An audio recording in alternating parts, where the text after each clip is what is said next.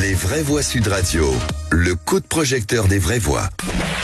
Jusqu'à aujourd'hui, tous les élèves d'une même classe restaient dans le même groupe pour toutes les matières, avec le même professeur, les mêmes exercices, le même nombre d'élèves, peu importe qu'ils soient en grande difficulté en français ou en mathématiques. C'est à cette situation de perdant-perdant que je souhaite mettre fin avec des groupes de niveau au collège. C'est décrété dès la 6e qu'il va y avoir les élèves à la cave, les élèves au rez-de-chaussée et les élèves au premier étage.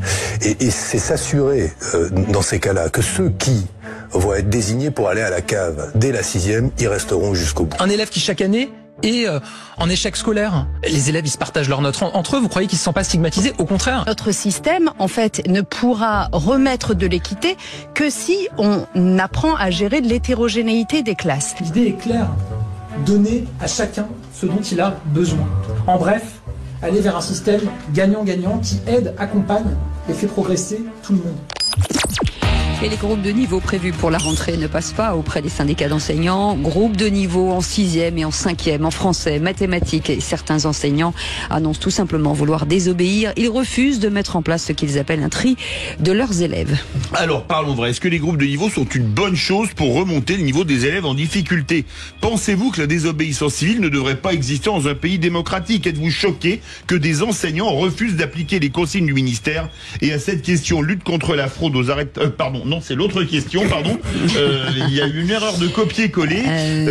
À la question, je vais vous le dire, Philippe, David, ne vous inquiétez pas, je suis là. On va aller sur le sondage Twitter. Groupe de niveau, certains profs ont-ils raison d'appeler à la désobéissance civile? Et vous dites oui à 55%, vous voulez réagir, le 0826 300 300. Et notre expert pour en parler, Laurent Zamekowski, porte-parole de la Fédération des parents d'élèves de l'enseignement public et représentant de la PEP au Conseil supérieur de l'éducation. On vous souhaite la bienvenue, merci d'être avec nous. Philippe Bilger, pourtant ça avait l'air d'être une bonne idée, ces groupes de niveau. Mais c'est une bonne idée. S'il faut évidemment, et là, pour une fois, je ne ferai pas d'ironie à mon détriment sur ma dilection pour Gabriel Attal, qui a malheureusement quitté le ministère de l'Éducation nationale pour se faire remplacer par Nicole Belloubet, qui émollit, qui attiédit tout ce qu'il avait fait de bien. Mais la philosophie éducative développée par Gabriel Attal avec les groupes de niveau me paraissait relever d'un principe de bon sens. Alors je ne dis pas, parce que j'ai lu des choses depuis, que c'est facile à mettre en œuvre et même que c'est possible. Mais puisqu'il faut répondre à l'excellente question de Sud Radio, je trouve extrêmement grave que des professeurs, au prétexte de leur opposition au groupe de niveau, à ce qui est mis en œuvre, justifie une désobéissance civile qui est profondément contre l'esprit démocratique. Je pose juste une question et je termine.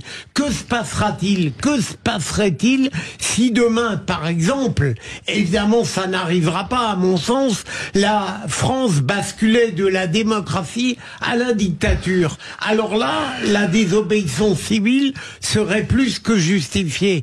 Mais la mettre pour une affaire qui relève d'une opposition intellectuelle en faisant croire que c'est un Himalaya, c'est très dangereux. Rapidement, les inégalités scolaires sont le reflet des inégalités sociales, elles sont même aggravées, donc c'est un échec patent. L'ancien prof que je suis ne connaît pas d'autre solution que d'avoir des professeurs bien formés, accompagnés dans leur pratique pédagogique dans les premières années, avec des groupes réduits. Et ça fonctionne. Dans ces groupes réduits, il peut y avoir de l'hétérogénéité en termes de niveau. Parce que moi, j'ai vu combien des élèves en difficulté, il y avait une émulation dans un groupe avec à leur côté des élèves mieux armés. Je ne vois pas en quoi le fait de regrouper les élèves en difficulté, mis à part l'assignation en échec scolaire que ça peut envoyer comme message, progresseront dans ce cadre-là. Mais tout ça est de la communication. Mais tout ça est de la communication politique, puisque les dotations horaires par établissement sont tombées et il n'y a pas la possibilité concrète, cher Philippe, de mettre en place ces groupes de niveau. Françoise Laborde.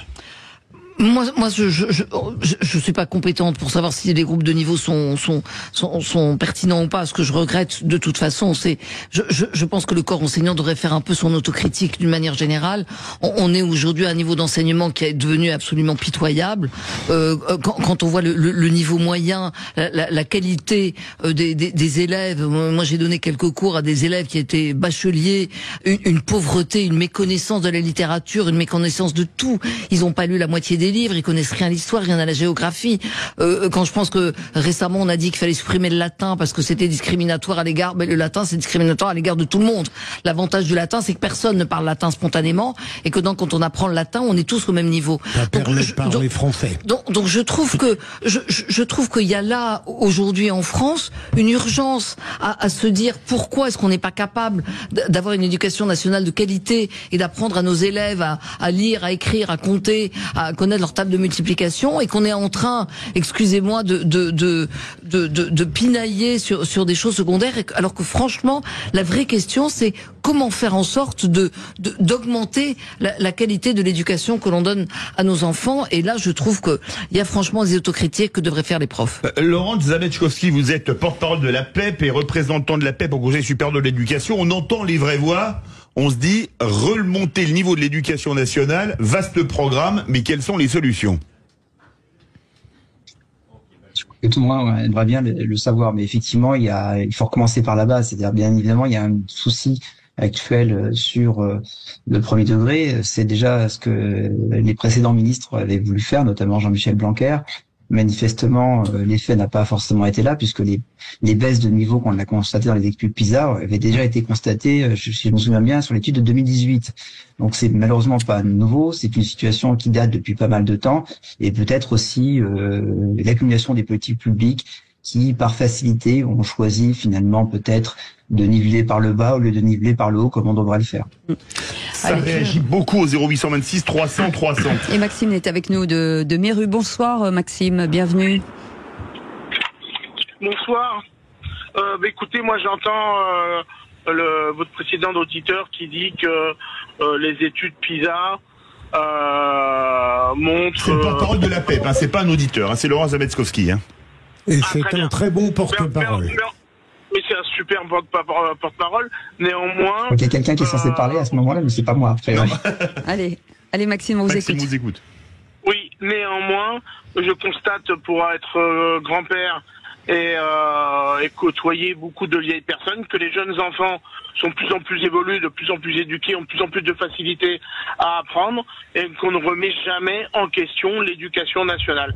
Pour moi, aujourd'hui, il y a de moins en moins de vocations et de moins en moins de profs adaptés, peut-être et sûrement à l'intelligence des enfants d'aujourd'hui. Allez, bougez pas Maxime, on va à Toulouse avec Jean-Bernard. Bonsoir Jean-Bernard. Oui, bonsoir à tout le monde, merci à Sud Radio. Écoutez, oui, j'entends effectivement tous vos commentaires. Moi, je suis quand même assez d'accord avec Laurence. J'ai 69 ans, je suis à la retraite, ça fait déjà quelques années, je fais de l'accompagnement sur l'aide aux devoirs dans l'école élémentaire et un collège. Bon, qu'est-ce qu'on peut dire aujourd'hui? On s'aperçoit qu'effectivement, on a un certain nombre d'enfants qui ne peuvent pas suivre un cours normal. Je m'aperçois qu'en école élémentaire, une pauvre professeure des écoles est obligée de faire des devoirs différents et de niveaux différents entre différents élèves, avec 25, 28 élèves en classe. Alors on dit il faut diminuer le nombre d'élèves par classe. Cela va réduire, va automatiquement arranger les choses. Bon, moi je veux bien, mais c'est aussi une question de budget, et ça fait des années et des années qu'on en parle, mais on n'y arrive pas. Donc à un moment donné, il faut prendre d'autres mesures. Et ces mesures, je pense que ce sont des groupes de niveau. Moi, je pense que on ferait avancer beaucoup plus vite en mettant des groupes de niveau, en mettant des enfants qui ont davantage de difficultés, si on les met à 10, 15 dans une classe, ils avanceraient beaucoup plus vite que d'essayer d'être à la mesure des autres, qui au contraire, les autres sont ralentis par ceux qui n'arrivent pas à se mettre à ce niveau-là. Donc je pense que les groupes de niveau, c'est vraiment une bonne idée. Alors je vous dis ça parce qu'effectivement, je côtoie les écoles, et je sais aussi qu'il y a pas mal de professeurs, contrairement à ce qu'on peut dire, il y a pas mal de professeurs qui sont d'accord avec ce système. Absolument. Et j'en connais.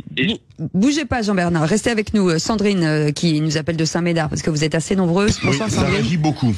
Sandrine. Oui, bonjour. Bonjour. Alors moi, je pars sur le principe que si nous avons trop d'élèves en classe, ce serait de réduire donc le nombre d'élèves pour qu'il y ait plus d'attention de la part du professeur et plus de facilité pour son travail. Donc à ce moment-là, créons des classes et faisons un petit bilan des professeurs à dire, au lieu de travailler 20 heures ou 25 heures, qu'ils travaillent un peu plus et qu'ils aient plus de classes. Voilà. Merci beaucoup Sandrine, vous restez avec nous. Une réaction peut-être Françoise Laborde. Moi, pardon, c'est une parole que j'assume et qui est assez réactionnaire, mais je trouve que l'exigence qu'on a à l'égard des enfants, elle n'existe plus. Moi, je suis frappée de voir, alors je prends l'exemple des miens, ils ont jamais appris une récitation par cœur, et puis un jour, il y a eu miracle, un professeur qui leur a dit, vous allez apprendre Victor Hugo, la légende des siècles. Et mon fils s'est mis à réciter des alexandrins. Et c'était merveilleux. Et en plus, quand on apprend par cœur de la poésie, ça vous accompagne toute la vie. Et c'est un secours émotionnel et psychologique, plus que toutes les cellules psychologiques qu'on peut connaître. Et donc, moi, ce que je regrette, c'est qu'il n'y ait pas ce niveau d'exigence, en effet, et qui devrait démarrer dès les toutes petites classes. Les récitations qu'on apprenait quand on était dans les petites classes, c'est, pour ma génération en tout cas, moi j'ai 70 ans, c'était quelque chose de formidable. Et il y avait une exigence à l'égard des élèves. Et je trouve que cette exigence-là, elle se perd. Et c'est normal que la France perde pied par rapport aux autres pays, parce qu'il n'y a plus cette exigence. Oui, peut-être une réaction, Laurent Zamekowski. Alors, on dit toujours c'était mieux avant. Il est consterné. Donc, il y a un moment, non, il y a effectivement des laisser-aller, mais qui est pas nouveau. Et je pense qu'effectivement, comme je l'ai dit tout à l'heure, par facilité. Après, je pense que aussi, c'est un niveau global de la société qui a déjà baissé. Je veux dire, il y a une problème de transmission. Vous vous doutez bien que, par exemple, sur l'orthographe, etc., lorsque les enseignants, mais aussi les parents, on est tous un peu fautifs là-dessus, le niveau a baissé globalement, et forcément, nos enfants aujourd'hui, ça commence à se voir vraiment. Après, je vais revenir quand même sur les groupes de niveau. Je pense que sémantiquement, il y a eu une erreur en mettant ce côté-là, et pourtant cette question n'est pas nouvelle, puisque même les classes de niveau avaient déjà été évoquées par Najat Vallaud-Belkacem avec nous. On avait discuté de ça déjà début 2016, et ça remonte même encore avant. L'idée avant tout, effectivement, c'est d'avoir plus de facilité pour que les enseignants et les élèves puissent travailler justement sur des groupes à effectifs réduits. Ce qui était l'aspect intéressant. Le fait que ça a été mis en place de manière un peu précipitée et peut-être pas assez concertée, en tout cas c'est le cas, même s'il y a eu des auditions, et aujourd'hui on se trouve dans une situation, et surtout le problème fondamental, c'est qu'on n'a pas réellement aujourd'hui les enseignants déjà pour pourvoir les postes existants. Donc vous doutez bien que faire des groupes à effectifs réduits, c'était pas possible, et c'est d'ailleurs pour ça que finalement les seuls groupes à effectifs réduits, ce seront pour les élèves les plus faibles, et on revient finalement assez proche à ce qui existait déjà, parce qu'on avait, avec les heures d'AP, et aussi plus récemment avec la fameuse heure de techno qui avait été récupérée en 6e pour faire de l'approfondissement ou bien sûr du soutien, finalement c'est toujours on revient sur quelque chose qui était à peu près identique, et quelque part au final ça risque de se disloquer par lui-même. Et ça a un peu cristallisé les angoisses, quoi. Ça réagit beaucoup au 0826 300 300 direction Narbonne. Bonsoir Nadine. Oui, bonjour à tous. J'ai 74 ans, j'ai connu X réformes au niveau scolaire, mais par contre, je voulais juste faire un témoignage par rapport à la différence de niveau des élèves. Il y avait eu une erreur dans des exercices faits par des élèves. On avait donné les mêmes sujets et on s'est trompé au niveau direction d'une classe d'enfants soi-disant plus intelligents et les autres moins intelligents. On s'est trompé au niveau de l'intitulé et les élèves qui étaient taxés, si on peut dire, de moins bons, ils ont eu les meilleures notes. Parce qu'il n'y avait pas de distinction à ce moment-là. Et je pense qu'à force de stigmatiser, on met des enfants en fragilité, à mon avis. Voilà. Philippe Bilger, réaction de Philippe Bilger. Là, je respecte ce type de raisonnement, mais je pense que c'est l'inverse. C'est à force de ne pas vouloir stigmatiser qu'on dégrade les meilleurs. Oui, j'aimerais avoir un petit mot pour les Louis Germain d'aujourd'hui, l'Institut d'Albert Camus, parce qu'ils existent. Il y a des pépites aussi dans notre système scolaire. C'est vrai. On a un problème de recrutement, un problème de niveau, mais ils existent. Il peut encore avoir l'émerveillement pour un élève de rencontrer un prof qui va marquer sa vie. Quel bonheur quand ça arrive. Je l'ai connu, ça, moi. Mais Olivier, c'est oui. Pardon. C'est oui. Voilà. C'est oui, ce sera le mot de la fin. On en parlera hors antenne. Merci beaucoup, en tout cas, Philippe Bilger, d'avoir été avec nous. On va remercier Laurent Zamekowski, porte-parole de la Fédération des parents d'élèves de l'enseignement public et puis représentant de la PEP au Conseil supérieur de l'éducation.